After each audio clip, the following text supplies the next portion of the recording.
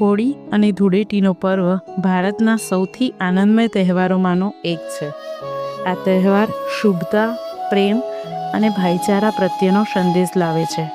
હોળીનો પર્વ પૌરાણિક કથા હિરણ્યકશ્યપ અને પ્રહલાદ સાથે જોડાયેલો છે. હિરણ્યકશ્યપ ભગવાન વિષ્ણુનો વિરોધી હતો, જ્યારે તેનો પુત્ર પ્રહલાદ તેમની ભક્તિ કરતો હતો.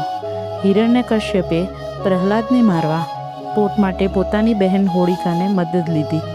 હોળિકા અગ્નિમાં ભસ્મ થઈ ગઈ, પણ પ્રહલાદ સુરક્ષિત રહ્યો.